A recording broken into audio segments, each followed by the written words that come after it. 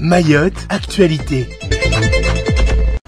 Bonjour à tous, bienvenue à vous dans ce journal de ce mercredi 24 mai 2023 et merci d'être avec nous sur Kwezi. Pour l'édition du jour, nous parlerons de la condamnation de l'ancien maire de Tingoni, justice, Wambushu, accident et nous finirons avec la coopération régionale. Mais tout d'abord à la une de ce journal, justice avec la condamnation, je vous le disais, de l'ancien maire de Tingoni, Ibrahim Bouanaeri. C'est la fin du feuilleton judiciaire pour l'ancien maire condamné pour favoritisme et corruption. L'affaire remonte à plusieurs années et implique un entrepreneur en BTP originaire de Ouangani qui comparaissait également hier. Il s'agit d'une histoire d'arrangement entre amis lors d'un voulé, l'entrepreneur devant faire quelques travaux de terrassement chez l'ancien maire Ibrahim Bouanaeri en échange d'un marché public sur les travaux de construction du plateau de Mirereni Kombani. L'entrepreneur aurait prêté aussi 10 000 € en liquide à l'ancien maire. Le procureur avait requis une peine de 3 ans de prison dont 2 ans avec sursis, une amende de 30 000 € et une inéligibilité de 5 ans. Après délibération,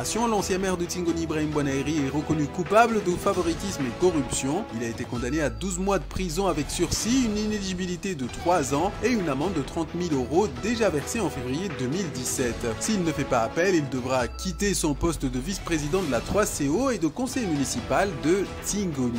Et comme on dit chez nous, Jishtema, nous restons en justice avec cette affaire sordide. Hier matin au tribunal de Mamoudzou était jugée une affaire datant du 15 décembre 2021 et qui impliquait un homme de 79 ans accusé de faits particulièrement graves de pédopornographie. L'homme a été signalé par une fondation américaine de lutte contre la pédopornographie pour des téléchargements de vidéos et d'images à caractère pédopornographique. Devant la cour, l'homme paraissait particulièrement agité et n'hésitait pas à interrompre le président du tribunal pour affirmer notamment, je cite, « J'estime que je suis zoophile mais pas pédophile ». Fin de citation. Ce à quoi le juge l'a confronté au témoignage des enquêteurs qui ont affirmé avoir découvert plus de 250 000 images à caractère pédophile et plus de 13 000 vidéos sur son ordinateur. A noter que l'homme aujourd'hui à la retraite avait exercé en tant qu'enseignant notamment à Madagascar, mais sans aucun incident, en tout cas signalé, durant ses plus de 60 années de carrière. Il a été condamné à 3 ans de prison, de 2 avec sursis, une obligation de suivre des soins et il sera inscrit au fichier judiciaire national automatisé des auteurs d'infractions sexuelles. Wambushu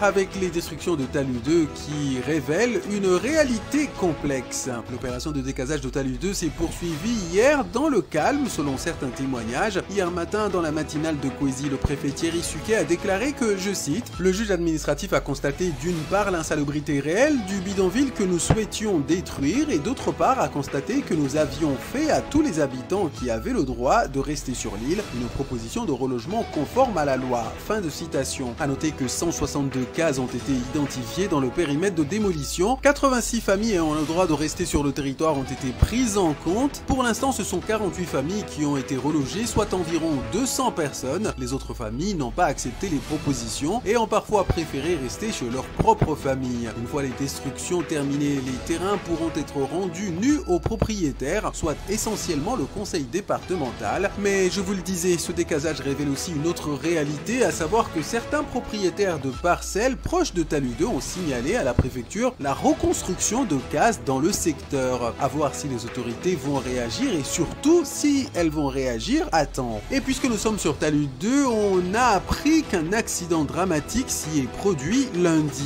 En effet, lors de l'opération de décasage de Talus 2, l'un des ouvriers, employé d'un des sous-traitants de la préfecture sur l'opération de destruction, est décédé suite à un malaise lié, semblerait-il, à une rupture d'anévrisme. Selon son employeur, l'ouvrier occupait une maison incluse dans le périmètre de décasage, mais il n'aurait pas signalé être concerné par l'opération, alors que d'autres l'avaient fait et n'étaient donc pas affectés à cette mission. Sa famille occupait certes une maison en dur, mais elle n'a pas été en mesure de prouver la légalité de son occupation. Elle ne possédait aucun bail, ni de droit de propriété, ni même de preuve de procédure de régularisation en cours auprès du propriétaire légal. Une proposition d'hébergement dans la commune de Sada aurait été faite à la famille, qui l'avait alors déclinée. Une situation situation certes dramatique, mais qui n'enlève en rien la nécessité de lutter contre l'habitat illégal, insalubre, pour permettre le développement du territoire. Je vous propose de clôturer cette édition en économie, et en particulier sur la coopération régionale entre Madagascar et Mayotte. Entre le 10 et le 13 mai, le président du conseil départemental Benissa Ousseni et sa délégation étaient en déplacement sur la Grande Île pour traiter coopération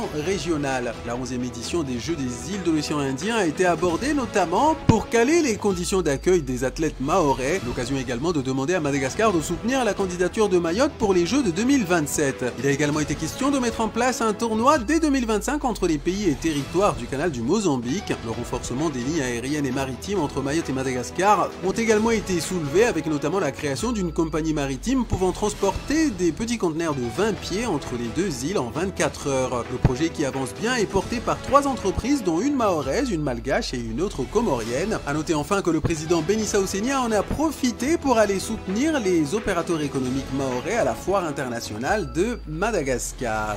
Outremernews.fr, le site de l'actualité outre-mer, 24 heures sur 24 et 7 jours sur 7. Retrouvez la chaîne Outremer News sur YouTube.